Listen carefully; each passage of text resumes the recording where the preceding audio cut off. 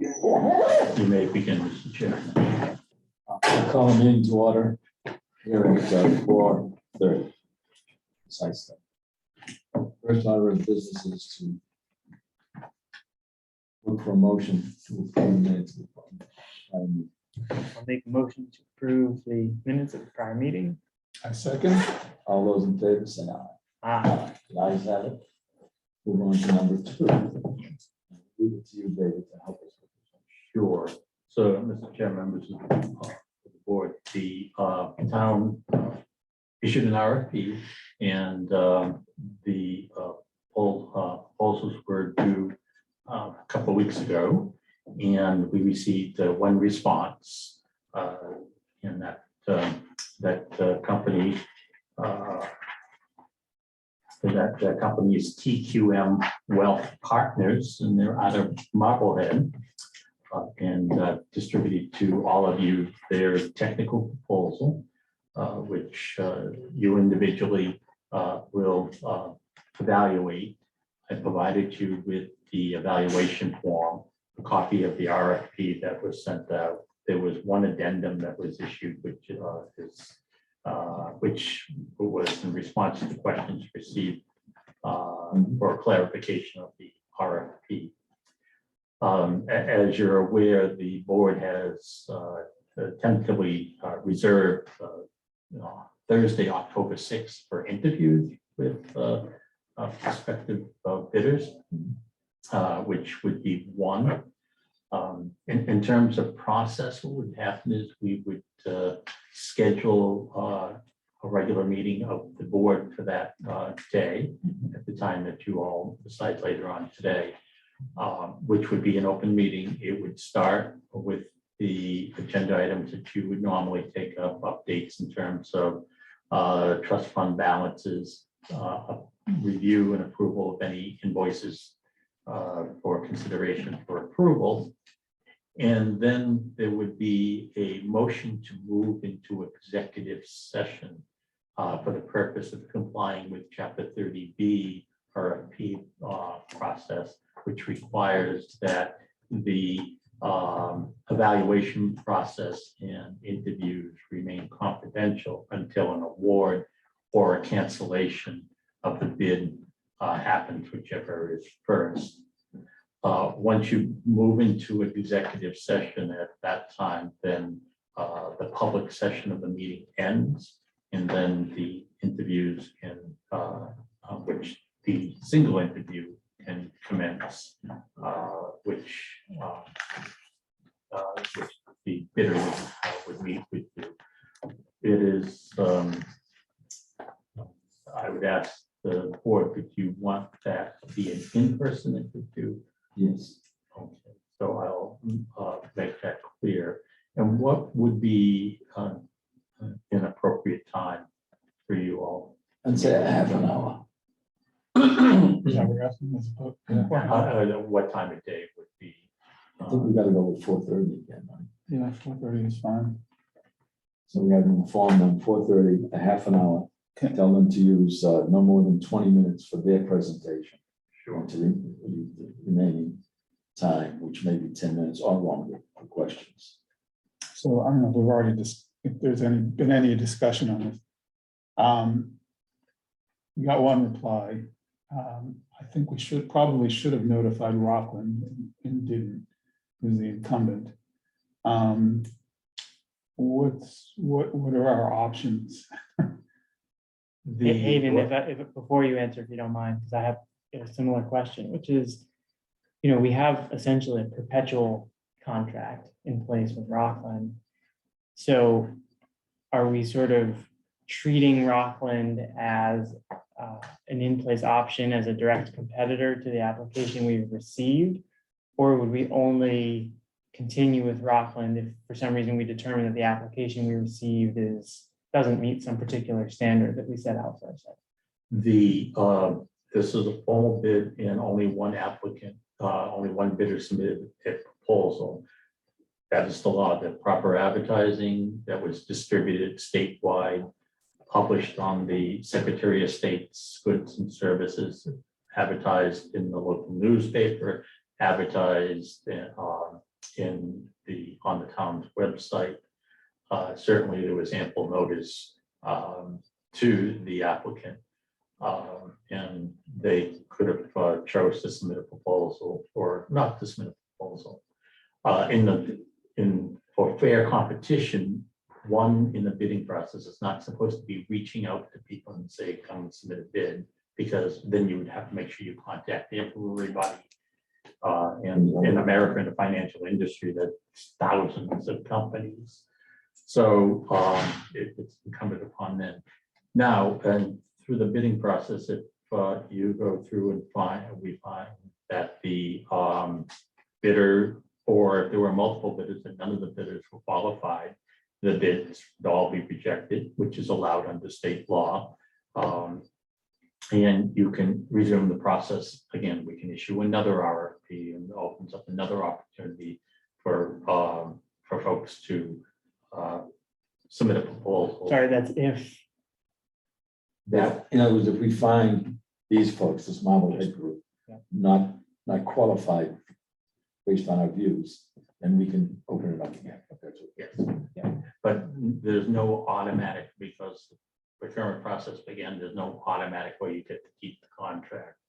Obviously, that would stay in place until we make a final selection and enter into a new agreement, because we have to just the expediency we have to have in places to keep the funds and such. But the process of competitive process of providing advisory services to the trust commissioners and managing the trust funds has been open, so a contract eventually has the result. When will we see the fee proposal? That same night, that same day that you interview with the candidate. Okay, we don't see it before then.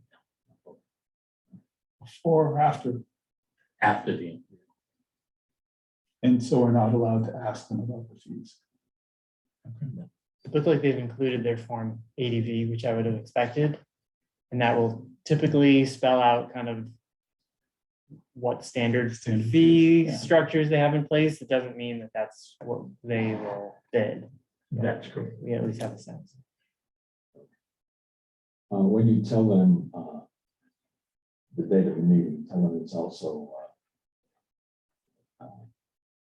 office casual dressing, so that you know, if they see us coming in like this, they You don't want to wear a suit. At 85, I only have one jacket left that fits me. But I'm working on it.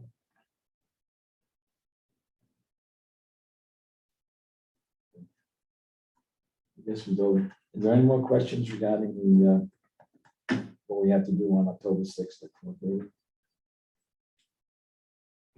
And I would think most of the questions will be generated after you read the proposal. Usually it's for clarification of what the bidder is actually conveying.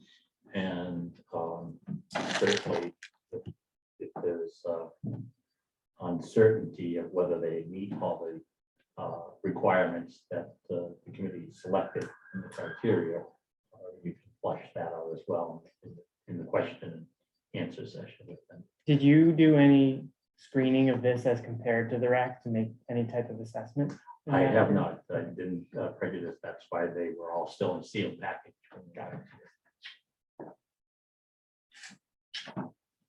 here. Do we have to have, when we, if we were to determine we didn't feel comfortable or that they were qualified, do we have to specify what those are? It would be a courtesy to let them, and usually when one does not receive a contract, they oftentimes I'm called and ask for feedback, what could we done better Right. and such, but no, the law does say that you can reject any or all for even as for public convenience. So you're never obligated to spend the public's money. It's the award that is actually the aspect that you have to justify the award of the contract. Should we do the invoices then? As you're ready to move on. Can I ask one more question? Sure. So I'm concerned we got one response. I think, if I look at my own firm, I'm not out there scouring the websites for the towns and things like that. I'm just concerned, and nobody really reads the paper anymore. So I'm just concerned there's not a better way to Publicize the fact that it's publicize available. this. Well, for entities that are interested in work, that same, or a 10-day period, I had 4 different RFPs. And one, we had 5 responses to it. Another, we had 6 responses to it. It's in the I'm talking process. about something else, not. But the process is the same. It's consulting services, it's bill collection services, it's printing services, it's engineering services. The process is the same, and that's generated. Other times I've seen where only one would bid. Or in other times, and we had that with one program, no one bids, and then you start the process all over. We've used the RFP process for other banking services, and we've received multiple. So particularly why there was an interest, there were certainly people who asked questions that were aware. It wasn't as though no one asked any questions. How many asked for the proposal for the RFP? Just the one? Only 2 entities acknowledged that they received it, because again, you can access the doc. It's free to anybody to download and to register yourself as a potential bidder. Then you return the form. That's the first form on the RFP, acknowledgement of receipt. And the importance of that is if there are any addendums, we know who to send the addendums to for the RFP. Okay. I mean, I share your concern. Mhm. The RFP process is sort of, I'll share your concerns after I read it. Oh, yeah. right. But It might be exactly what we're looking for. could be, but the RFP process in general does not seem well suited to hiring an investment manager in particular. Yeah, I'm surprised. We have a large portfolio manager here in town, besides yourself. And I was surprised she didn't ask for one. Yeah. And she has a lot of money on the management and everything else. If it's who I think you're talking about, Definitely. yeah, I don't know if she really focuses on working with towns and Yeah. cities. And that's the problem I see is, I'm not sure if these guys do, but but and no you almost have to, because I think there was some requirement to have some experience with that. But if you think Mellon Bank, State Street Bank, they all had opportunities to bid for this. It was not a small piece of business. No, it's not big for them. No, it's not big for them, but they fit their minimum requirement, if I recall my days in the game. And there were plenty of brokerage firms. Last time we had a bid on this, we had 7 different brokerage firms, with the bid for the business. This might be helpful for some questions that we received. One of the questions was, will you consider bids where the firm has experience with municipal clients outside of Massachusetts? And the response was yes. However, the bidder should have an office located in Massachusetts and must have the licenses that are required by the Commonwealth of Massachusetts to provide the services.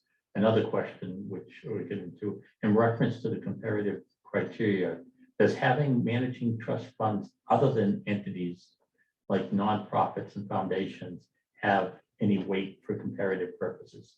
The answer is yes. So an entity that may never have done municipal governments, the scope of services would entertain them as well. Now, clearly, an entity that is more familiar working with trust fund commissioners would probably have an upper hand just because of experience. experience and knowledge in a public process versus a private process. But individuals that work with private not-for-profit trusts and such were not excluded from submitting a proposal. So there were people clearly reading the RFP and clearly seeking a clarification, to which they were affirmative for, I would think, that it didn't disqualify if one was a concern for either of those factors.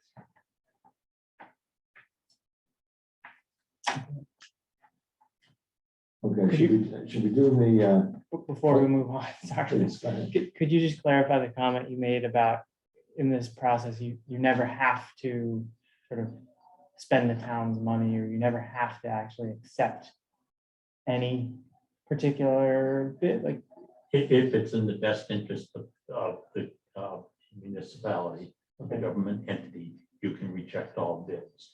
It's actually a requirement in the legal notice that we have to publish when you bid.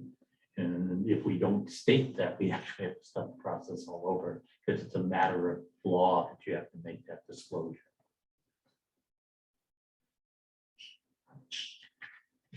so if we determine it's in the best interest of the town, we can reject all of it. Yes, the specific statement in late, the town reserves the right to reject any and all bids as determined to be in the best interest of the town, and to waive minor informalities. And then presumably, since we have a sort of perpetual agreement in place with Rockland, that just defaults back to status quo, Until other- such time as we put on another RFP. which I assume we're not obligated to do.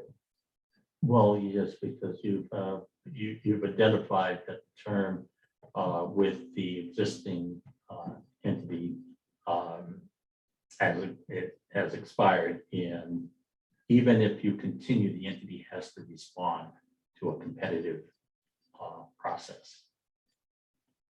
Okay, we say we've identified that the term has expired. Just by virtue of having started this process. I don't believe that our contract with them specifies an end date. The end date is at will, so. Right, it's a contract that's at will. That's why I keep calling it a perpetual agreement. Well, it's illegal to have perpetual agreements, even in the private sector.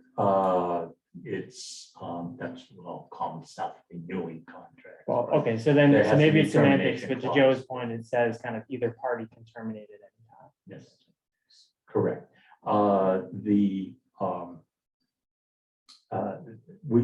Until you actually secure a contract, you can continue. You could choose another entity, and it's on the sound business practices. And if the value of the services is less than $10,000, there is no legal problem with that. But once you get above $10,000, then there is a formal competitive process, and we've identified that the value of this service for the term would be in excess of $10,000. So there is a competitive process, and eventually we have to result in a contract with an entity in terms of how we select them. Going back to Dan's question, I have not reread the contract with Rockland, but based on what you know, do you know if we can continue with Rockland? If we didn't do the RFP, could we just continue with Rockland? I don't know the specific value behind, I did not have that conversation with the treasurer, so I don't know what income the entity was generating. If we go out for an RFP again, Yeah. we can bid again, so. Yeah, so their revenue from this is probably I think like it's 40,000 a year. Yeah, it's like 13 Yeah. basis points. Clearly, clearly there has to be a competitive process in the maximum term of an agreement, and hence why effectively your agreement is expired, but we're continuing out of necessity until a successful contract is entered into with a successor, which can be the same entity if they respond and were deemed the best qualified and offer a competitive price. But it has to result in a new entity. It has to result in a new contract. Because we did the RFP or because? too much Because state time? law required, because too much time has passed. And how much time is too much? Generally, for this type of services, more than 5 years is ideally not more than 3 years, but no more than 5 years. Okay, For specifically these types of services, other banking services, it would be less, 3 years or less. okay. Unless you have a town meeting vote to authorize a longer period of time. Let's do the invoices now, because I know that the next topic is gonna, select board information is gonna be discussed.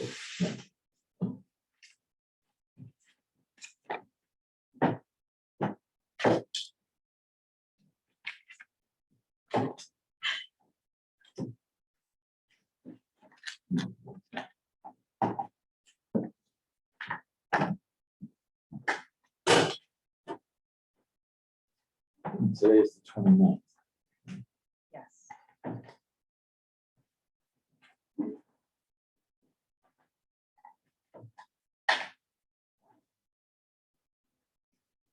Do you have a new title? Acting. collector. Thought you might.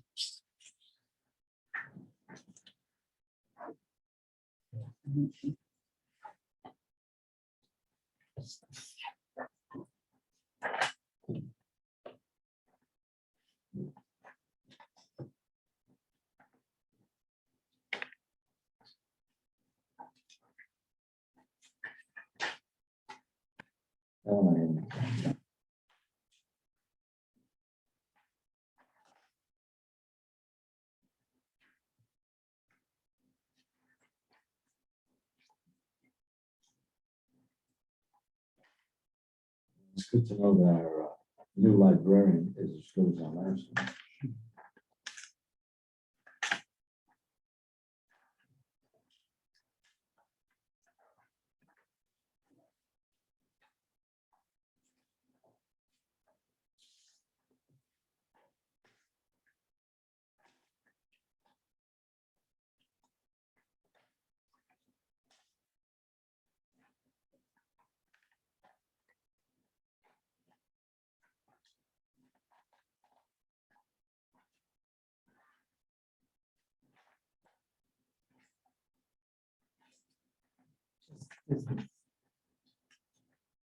This would correspond to the library trust.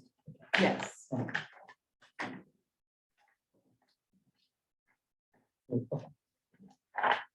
it'd be good if there were a way to actually say like what the title would be.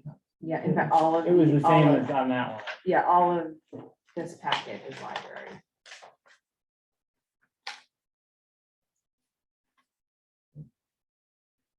To see if we get library books.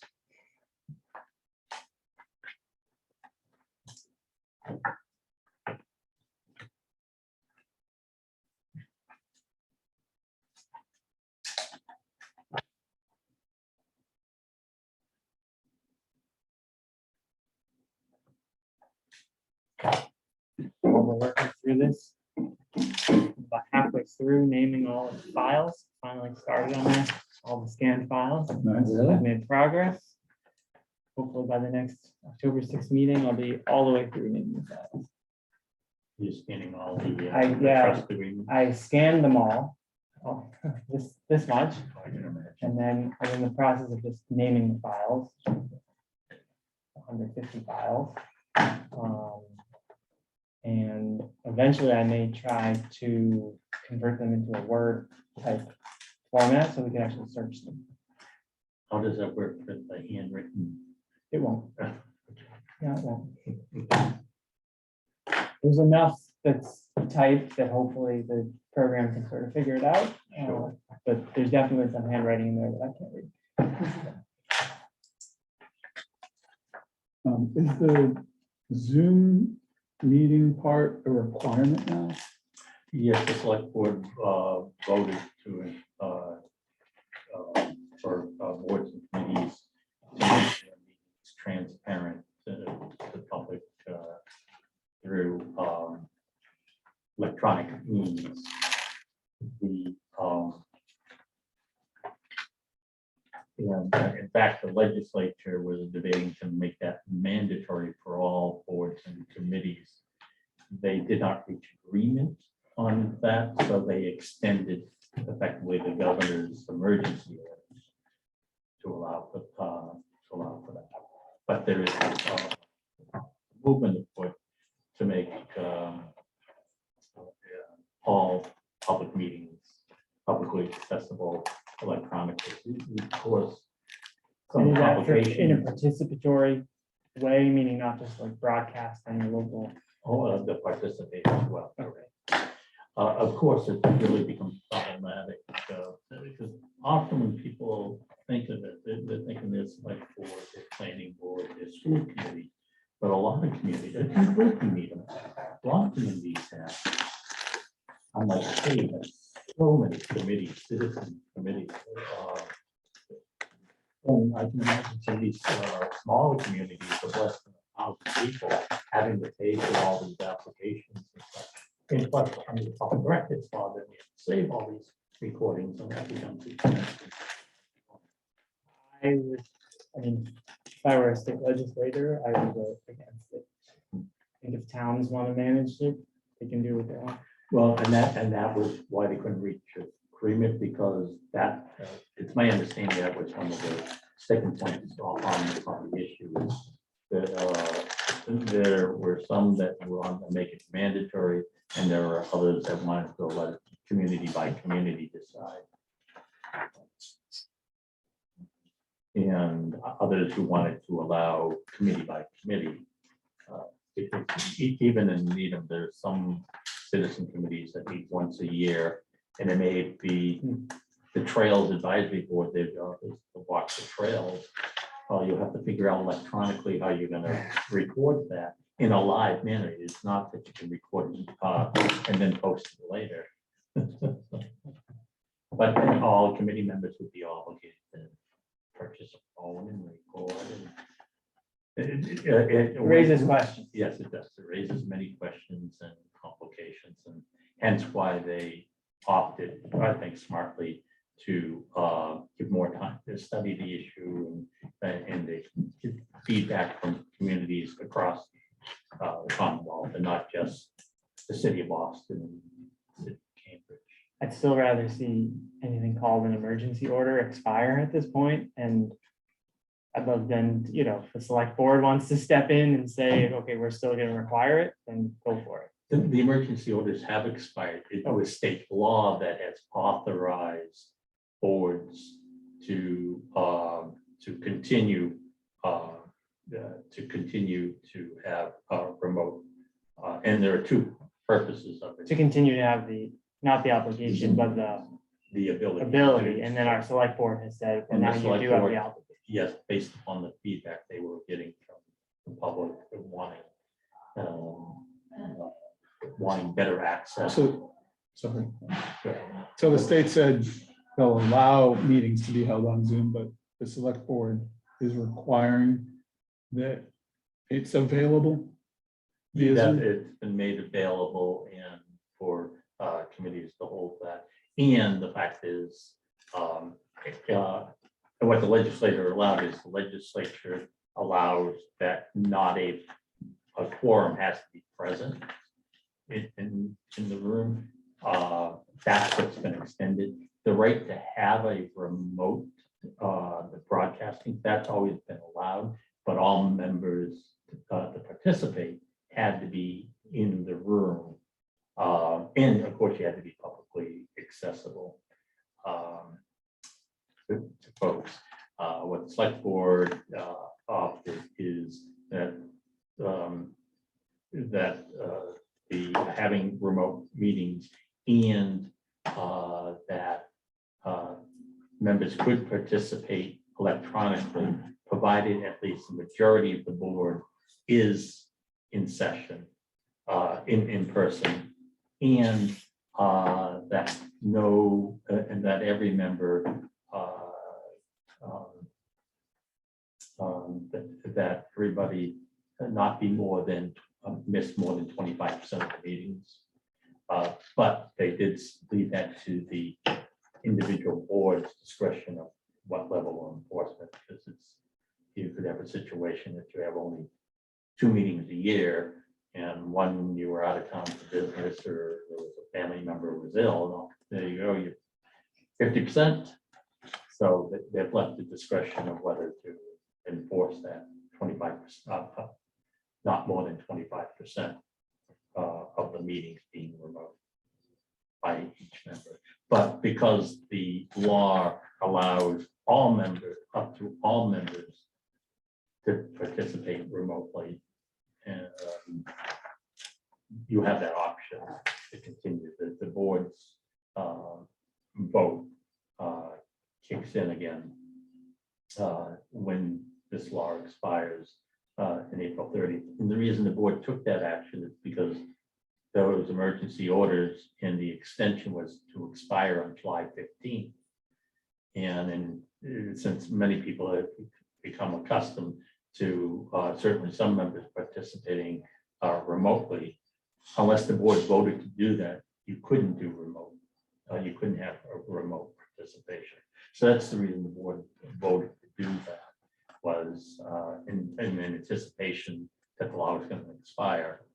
And it actually did in the legislature literally on July 15th, extended the law because they couldn't reach agreement on that other point of making it mandatory that all meetings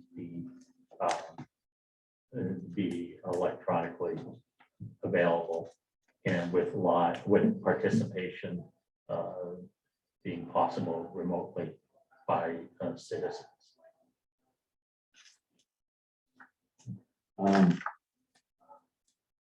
We'll move on. Why don't we get the trust fund balances? This was as of fiscal year 22, updated through August 24th. It's quarterly. Good.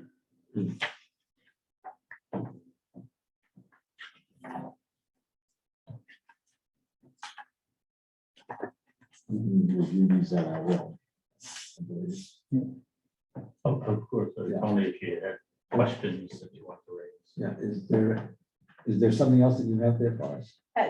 No, I think, well, this is, I think, something that Hayden maybe has done in the past for the annual town report. Yeah. Right. So I just wanted to let you see what it was for 2021.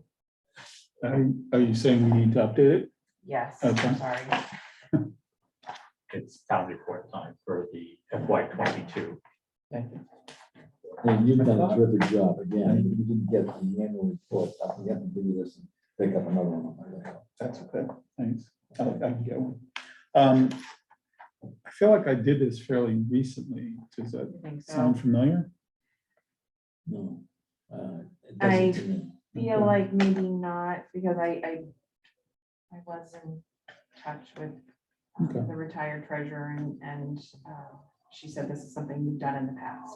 Oh, no, I have done it, but Yeah. I- And certainly if you do have it, then just, This year's report was delayed. It didn't get out in time for town meeting, so you Okay. probably did it later than you normally would. yeah, I was just looking at my email. So we did it 7 months ago. Yes. So it was late, I guess this year we're early, so that's good. Or I don't know if we're early, but not late. And they're looking not to repeat the lateness Right. that happened last year. Okay. I don't have any concerns. Is Ann Duty question us about the scholarships at all, or is that coming later on in the year? And, no, I don't think so. Not yet. Okay. Maybe at some point you can call her and see if she has any questions, if she wants to meet with us, because she generally does that before she puts out the scholarship information to the Okay. kids. We did meet with them earlier this year when she showed us the new system she has with scholarships, where a person can apply once and apply to all the scholarships, which was a wonderful system. The next item on the agenda is to schedule future meetings. Now, we already have a scheduled meeting for early in October, but that may not be an actual meeting because the select board would like to meet with us for this particular purpose, and then the Sure. director to, The select board, I think it's 6-8 months ago, had taken a report that the League of Women Voters had conducted in terms of local government, town government. And they looked at a number of boards in town, and they came with a recommendation to the select board that perhaps some of the elected boards should be appointed. And the board heard the recommendations from the League of Women Voters and opted to reach out to are opting to reach out to those boards to see if there would be an interest of converting them from elected to appointed. The boards that they were looking at is more because it's not policy driven, but expertise driven. And the suggestion of the League of Women Voters is perhaps, and it's been true for some of the boards, a difficulty of getting people to run for the vacancies, because although the people are very qualified to do what the board does, they don't want to go through the political process of getting elected,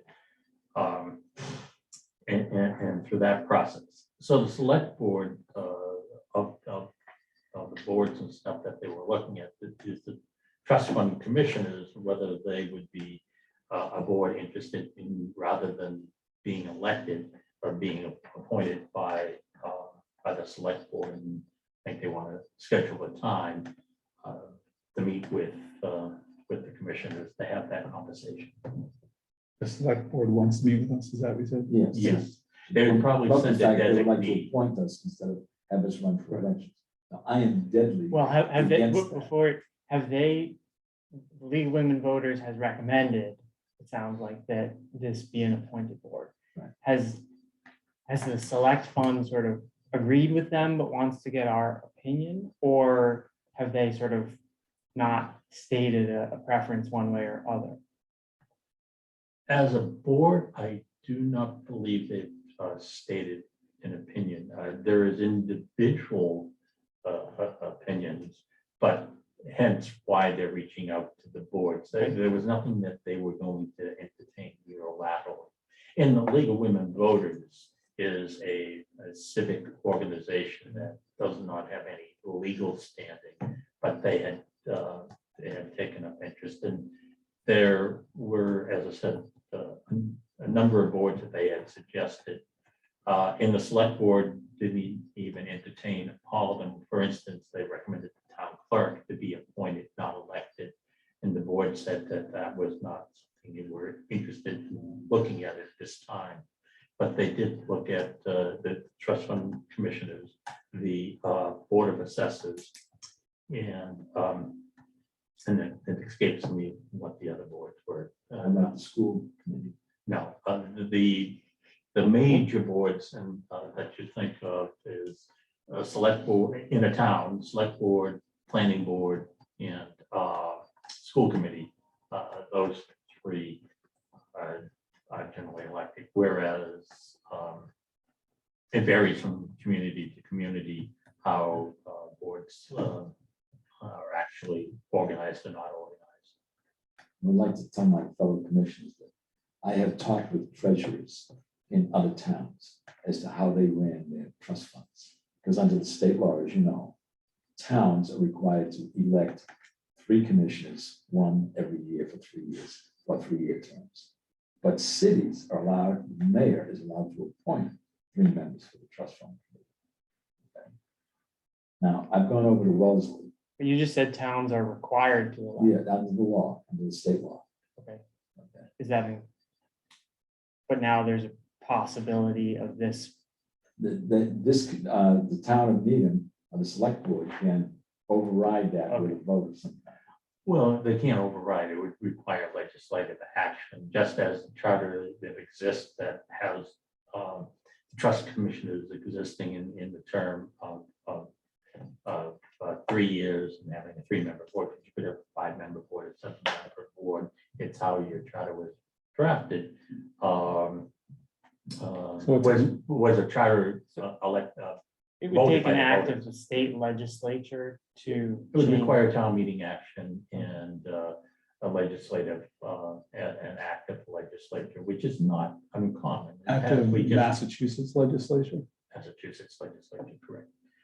So that would be the process that were to be obtained. Most recently, where there was a change was changing the moderator term, which required changes of the charter and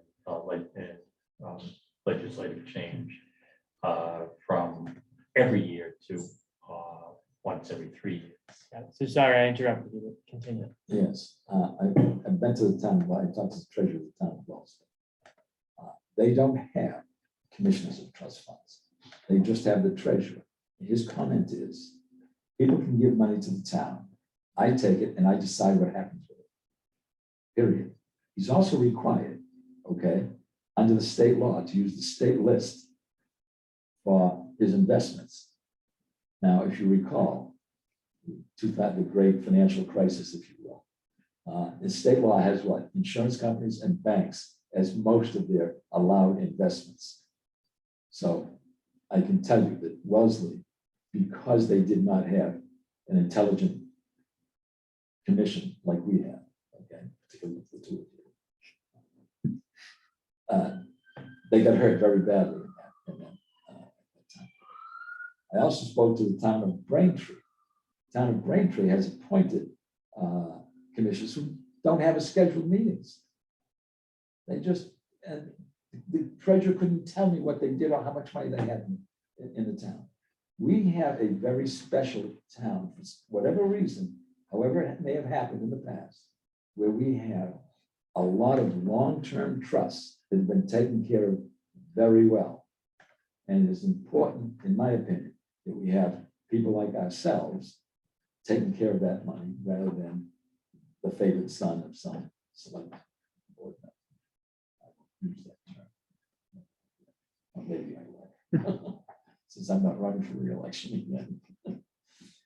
And so I really vehemently object. I think it would be bad for the town, as well as the fact that we voluntarily do an awful lot of things for the good of the town that people don't, that the select board would not even know to tell an appointee to do.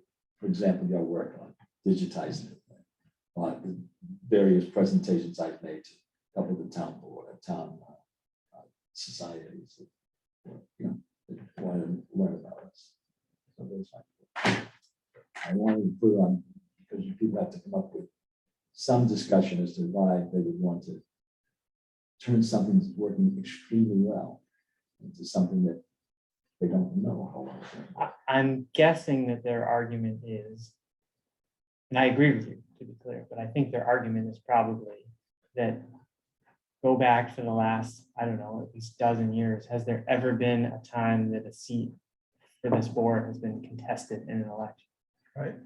It always seems to be that, you know, I don't know if it's select board members are sort of asking people to run or how it's been done kind of in the past. Yes, but when a vacancy does occur, Then people apply. and to be the appointed. board, the select board, has a very big part of who gets elected, because they have 5 votes, and we only have 3, which actually turns out to be only 2, because there's an empty seat. Right. So there's no reason for them to do that. they can appoint one if someone chooses not to run. I wonder if it better, I agree, and before Joe said what he said, I was leaning toward having it appointed, so. But I think your point is why I thought that, and what happens, because, you know, there's, I guess people don't want to go through the aggravation of the election process, they have to get 50 signatures, which isn't always that easy. Like during COVID, it was difficult. So maybe one solution would be to change it, and I don't know if this is doable, to 10 signatures, because I think town meeting is 10 signatures. Town meeting members.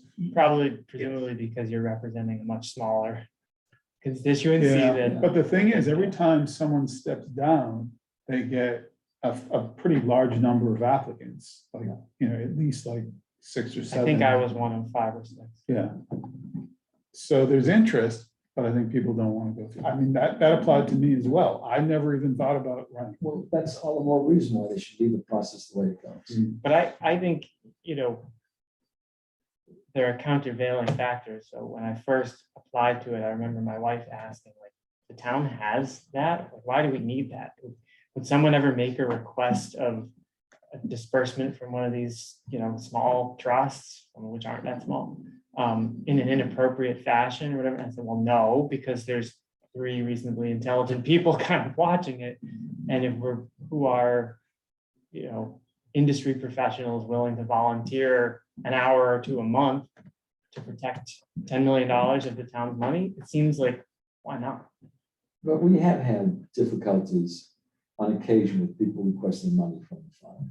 We've also had people, because we exist the way we do, we have had people, in particular, I think the money that goes to the nursing people, who have, in the view of the commissioners, misused the funds and therefore have been required to be a lot more systematic in how they're going to disperse the funds relative to commitments that are in the trust that allow that. The expertise point is a good one, though. I mean, all 3 of us are, you know, investment industry people who can kind of know our way through an application like this. But in theory, someone could run for one of these seats who does not have that experience. I still agree with you. I'm just trying to anticipate, you know, That's all. the argument. Anyway, I think we either have another meeting in October or we push them off to November. Certainly, and all that I kind of get from the committee, when would you like that? I would agree, having it on the same night as the interview would not be fair to anyone. Right. But later October or perhaps in November. So, I mean, normally we meet mid to late Yeah. in the month, but since November is Thanksgiving month, maybe the solution is to meet earlier in November, I've got November. because we can't easily meet late November. Well, you know, we crazy. We usually meet on Wednesday. So Sure. when does the select board meet? Select board meets on Tuesdays, and it's the 2nd and 4th Tuesday of the month. Okay. But they're gonna come to our meeting. Yes, Right, so we might anticipate- make sure it's not on Okay. the 8th or the 22nd. and I anticipate that full board won't come. They'll probably send 1 or 2 designees. So we don't want to meet on Thanksgiving week. We certainly don't. So we either go to the 16th or the 9th. And since we're going on the 6th, I think the 16th makes some sense. Because we want to go early in December also. Also, they have a meeting that week. Did you say a Wednesday? All else the same, if we could do a Thursday, that's better, although if that doesn't work with the select board, I can do That works for Wednesday. the select board. And the 17th is okay too. So you want to pin it down so that you can discuss it? I'll let them know the date that would work for. So what's your recommendation, Joe? 17th of November at 4:30. Of November. That's a Thursday. Would it help to have an alternative or not? No, if they don't reach, then it can be discussed at a later date. What, November 17th. that I actually can't do that day. Well, November 10th.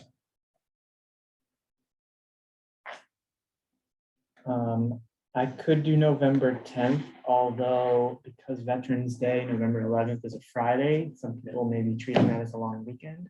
So I don't know if that means that people will be heading out of town on that Thursday.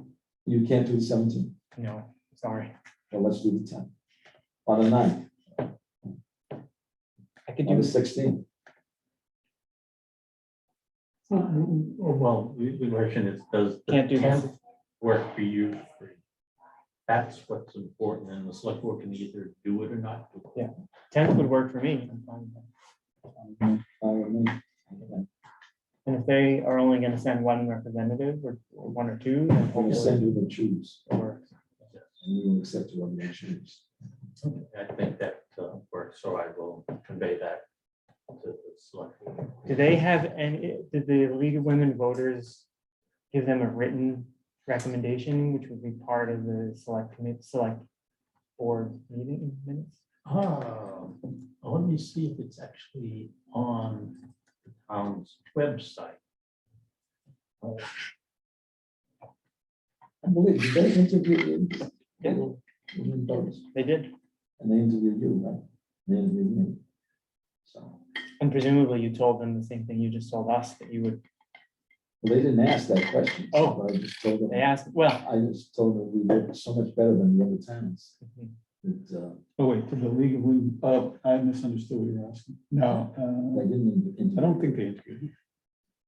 Oh, the They League of did Women interview Voters. me and I thought it was a good conversation, but I told them that, I can see both sides of the argument, but I come down on the side of it should be an elected position. And we'll explain to them, I mean, you two are both people who came through the appointed process in a sense that select board had the choice of who they wanted. And votes. I am Although not, I was with them, I was with them and we agreed. It was clear to both me and them who the proper person was of the group that was, presented to us. I'm not seeing it, but I will, if I can find something, I will email it to the three of you.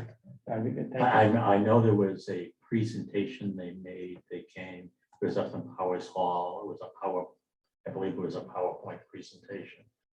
So, and I'll make sure that comes to you. The select board itself hasn't created any documents or anything, they just Right. discussed the topic.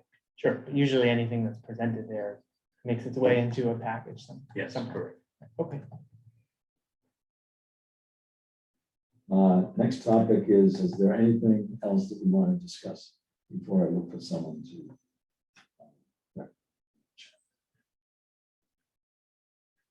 Any topics? Let's feel comfortable. For a motion to adjourn. I'll make a motion to adjourn. I'll second. All those in favor say aye. Aye. Ayes have it. Meeting is adjourned.